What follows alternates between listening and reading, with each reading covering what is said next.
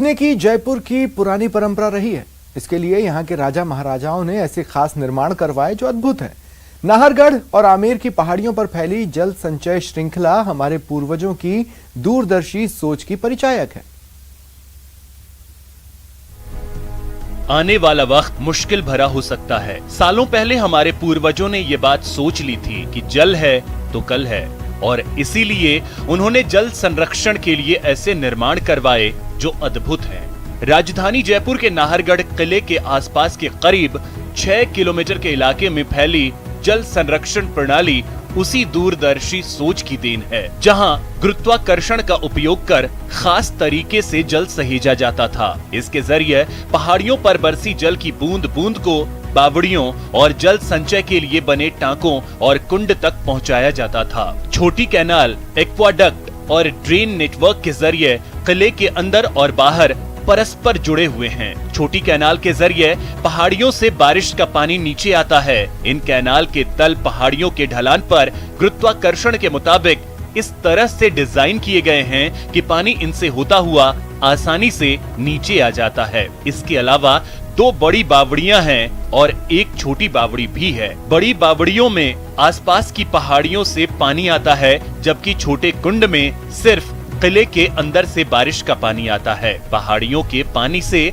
न सिर्फ किले में मौजूद कुंड और बावड़ियों में पानी भर जाता है, बल्कि जरूरत पड़ने पर उस दौर में बसाए गए जयपुर शहर में पानी सप्लाई की जाती थी। Traditional methods of water conservation थी। पानी को, जल संरक्षण को और जल को बचाने के जो हमारे परंपरागत जो तरीके थे, जो उस समय जिस तरह से वाटर बचाने के लिए स्ट्रक्चर्स बनाए गए थे, जैसे नाहरगढ़ में बने हुए हैं, जयगढ़ में और आमेर में हैं, वो सब जो स्ट्रक्चर्स हैं वहाँ से पानी कलेक्ट होता था, रेन वाटर कलेक्ट होता था उन स्ट्रक्चर्स में। और फिर उन्होंने फिर इस तरह से पूरा एक टेक्निक थी, पूरा इस तरह से वो बना रखे थे स्ट्रक्चर्स, जिससे पूरा पानी नीचे शहर को वाटर सप्लाई करता था, पूरे जयपुर को। जयपुर के नाहरगढ़ की जल संरक्षण प्रणाली जल सहेजने की एक अनूठी राजस्थानी कारीगरी की कहानी है। जयपुर के महाराजा सवाई सिंह के शासनकाल के दौरान 1734 में निर्मित नाहरगढ़ की व्यापक जल संरक्षण प्रणाली इस किले की सबसे महत्वपूर्ण विशेषताओं में से एक है।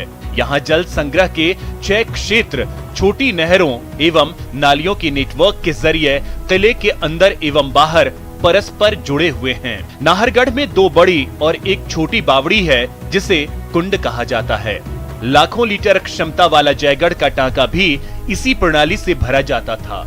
भौगोलिक हालात की अगर हम बात करें तो जयपुर पूरी तरह से रेगिस्तानी जिला नहीं था, लेकिन जयपुर के राजा और महाराजाओं की सोच इतनी दूरंदेशी थी कि उन्होंने बहुत पहले ही सोच लिया था कि पानी को बचाना ही सबसे बड़ी सफलता है। फिलहाल में जहाँ एक नहर है, जिसे आप देख सकते हैं कि इस नहर के जरिए पूरी नाहरगढ़ की पहाड़ियों में, अभ्यारण्य के इलाकों में, जंगलात में जहां जहां पानी बरसता है, इन्हीं नहरों के जरिए वो होता हुआ यहाँ पर बने बावड़ियों, कुंड और टांकों तक पहुंचता है।